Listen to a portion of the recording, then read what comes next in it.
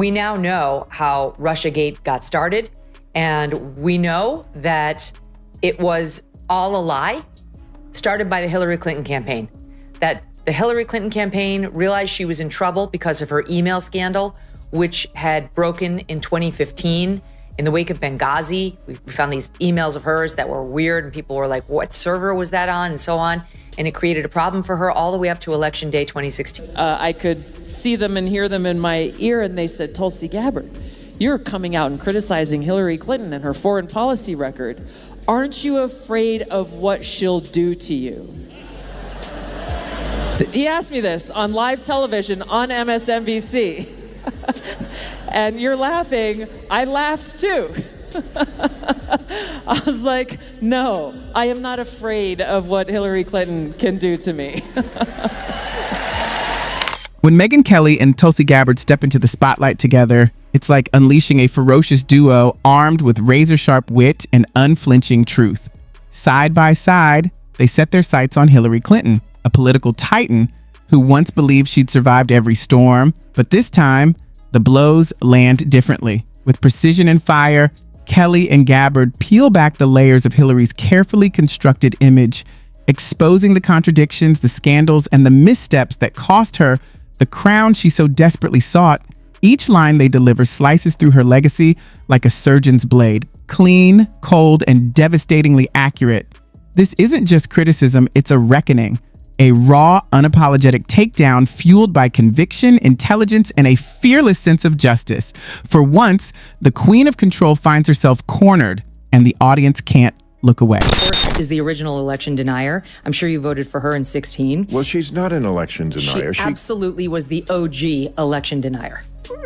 First of all, she came out before the sun had risen to concede the election to Trump. And then spent the next 4 years saying he was illegitimate. He was an illegitimate president.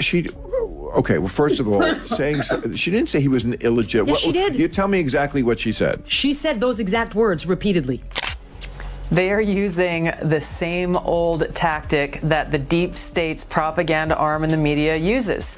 Whenever they come across something that is true and that doesn't go along with whatever their narrative is that they're trying to shove down the throats of the American people, they first usually ignore it, as they did when I first released these documents. Remember to tap that bell icon and subscribe if you're enjoying this video, so we can keep diving deep into the truths others are too afraid to touch. Megyn Kelly's razor-sharp insight slices straight through the polished surface of elite politics. She exposes Hillary's endless struggle to connect with everyday Americans despite decades basking in the glow of power. With fearless humor and biting precision, Kelly strips away the scripted smiles and choreographed empathy, revealing a politician more obsessed with image than integrity.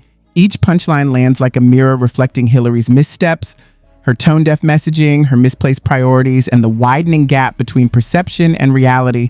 It's part comedy, part autopsy, and every line makes the myth unravel a little more. Stole his first term as president.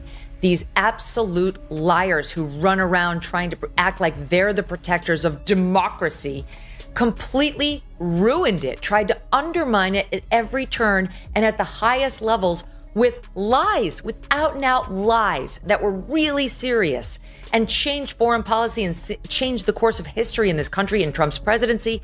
And there must be accountability. There has to be actual criminal accountability for those who lied.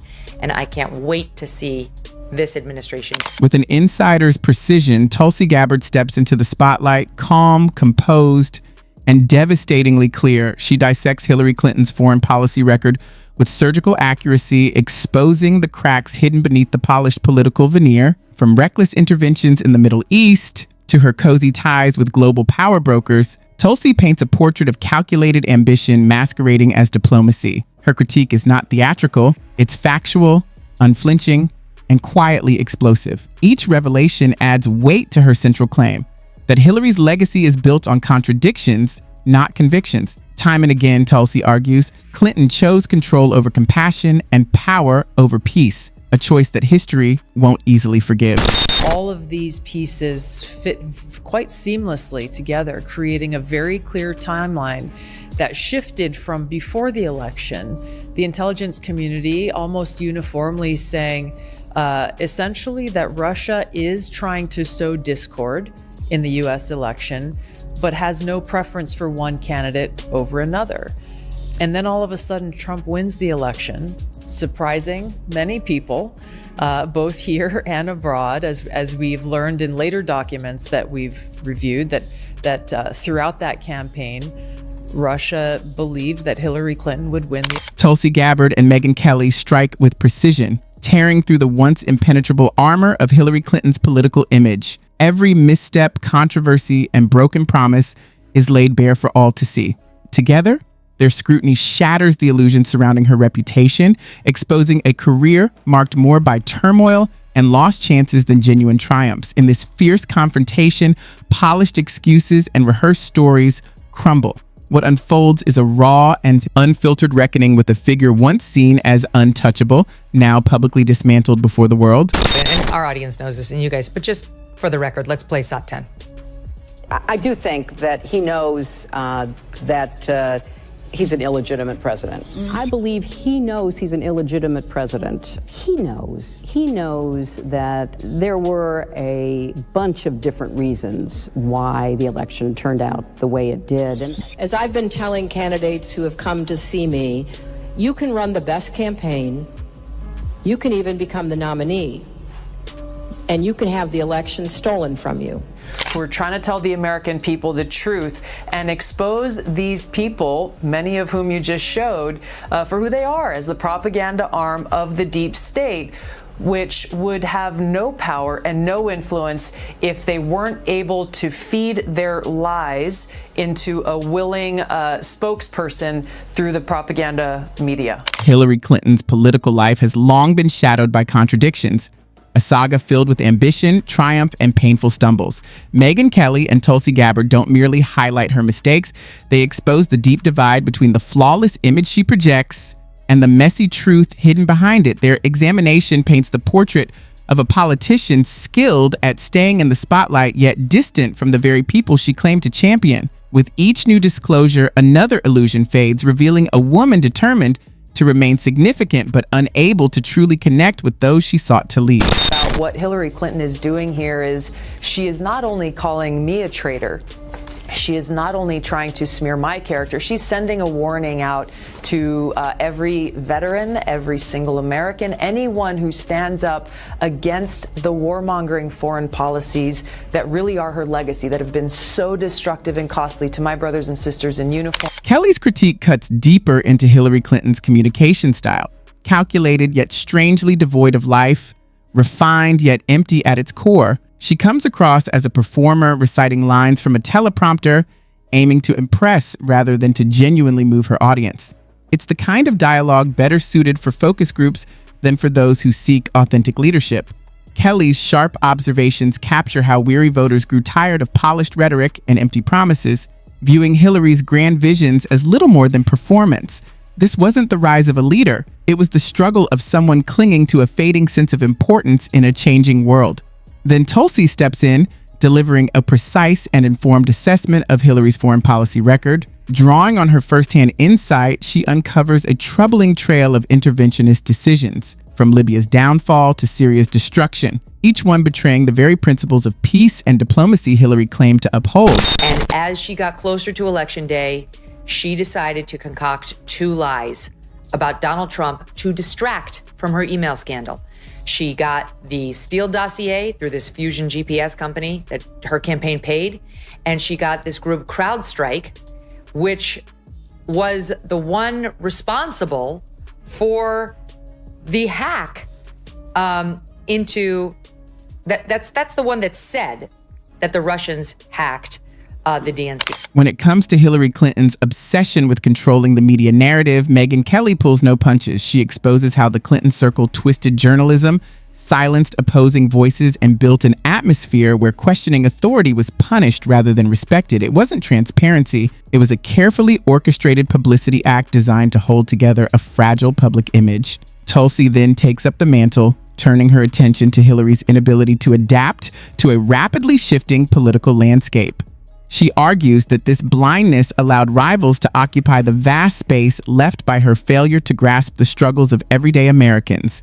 The critique goes even deeper when both women address the infamous email controversy, not as a single mistake, but as a symbol of deeper ethical and judgment flaws. Tulsi frames it as proof of a persistent pattern that shattered Hillary's credibility and left lasting cracks in her public legacy. I resigned as vice chair of the DNC in 2016, specifically so that I could campaign against Hillary Clinton in that Democratic primary.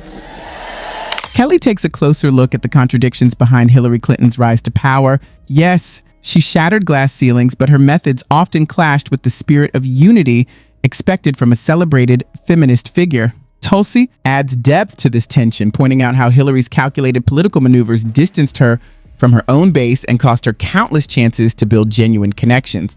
As the critique intensifies, the myth of her inevitable success unravels, revealing how overconfidence and strategic missteps paved the way for her decline. Tulsi frames Hillary's story as a cautionary tale of ambition disconnected from the people's voice, while Kelly underscores her failure to grasp the strength of grassroots energy and the nation's hunger for real change. Together, they paint a portrait that is as captivating as it is divisive, evoking fierce admiration from some, yet deep frustration and disillusionment from many others. One of the pieces that Glenn and I were getting close to in the discussion was the Hillary piece of this. And the evidence, because that is, they do name a couple of names in this appendix on who came up with this scam. And the name that we keep seeing over and over, as one of them at least, was Julianne Smith. Schellenberger writes Julianne. It's Julianne. He writes, the alleged creator of the plan was Julianne Smith, a Clinton policy advisor. At last, the storm breaks. Kelly and Tulsi depict Hillary Clinton not as a casualty of circumstance, but as the architect of her own downfall. They argue that her legacy will be remembered less for her achievements and more for squandered opportunities, broken trust, and a public image that collapsed under scrutiny. This isn't just a roast, it's a reckoning. The audience is urged to look beyond headlines and media spin to see the uncomfortable truth for themselves. Kelly and Tulsi confront viewers with the reality of one of America's most scrutinized figures, reminding them that in politics, as in life, integrity and accountability outweigh rehearsed charm and elegant rhetoric. What emerges is a haunting portrait of a woman who tried to be everything to everyone, yet in the end, stood for nothing at all. So in this latest House report, they talk about how they also in the House, this is the House in 2020, pointing out that the ICA of 2017 ignored evidence that Putin seemed to be protecting Hillary Clinton in a couple of ways. It did not mention, for example, that Putin chose not to leak info he appeared to have on Hillary Clinton's health, including that she suffered from psycho-emotional problems and was on daily tranquilizers.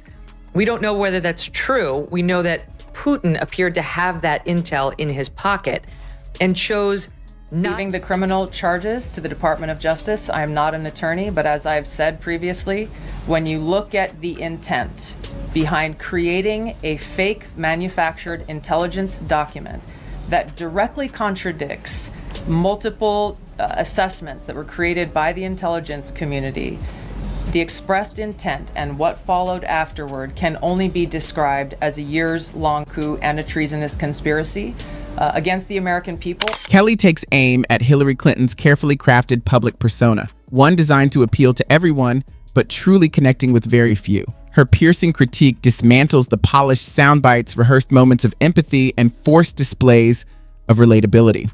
She argues that authenticity was the first casualty of Hillary's obsession with image. As Kelly warns, people can always tell when someone's pretending, and once that trust is gone, it's nearly impossible to win back. Tulsi then goes a step further, drawing on her firsthand experience to expose the reckless foreign policy decisions that bred chaos and uncertainty.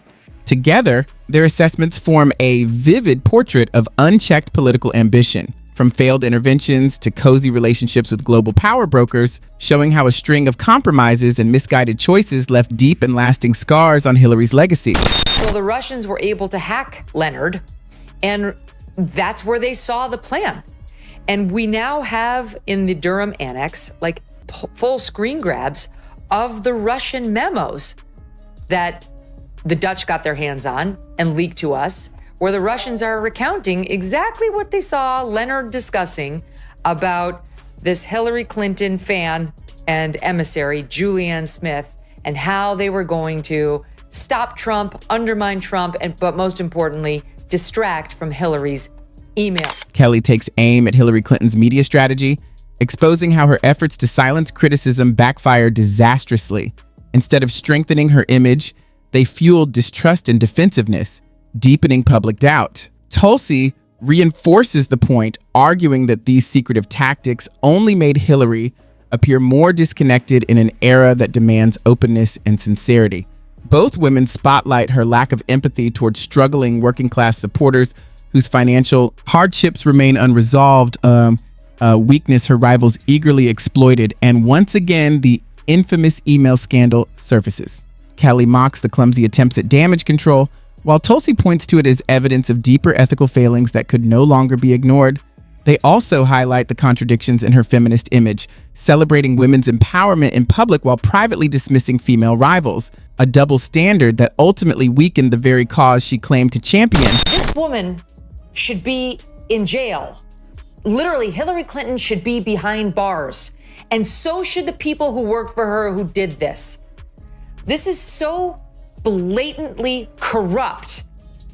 She wanted to distract from her email scandal. She cooked up a plan to accuse Trump of being a Russian agent in order to distract from her own legitimate scandal. She made up a scandal about Trump being a Russian. At the height of their critique, Kelly and Tulsi dismantle the myth of Hillary Clinton's inevitability. They reveal how her overconfidence blinded her to the powerful wave of grassroots momentum rising all around her. Kelly exposes a candidate who underestimated the strength and passion of bottom-up movements, while Tulsi underscores how that fatal miscalculation ultimately sealed her downfall. Their fierce examination leads to a sobering truth. Real political success isn't about simply clearing obstacles, it's about earning genuine trust. They argue that Hillary's story stands as a warning of what happens when ambition overshadows authenticity. In the end, both women remind the world that even the brightest political minds can unravel under the weight of their own contradictions and broken promises.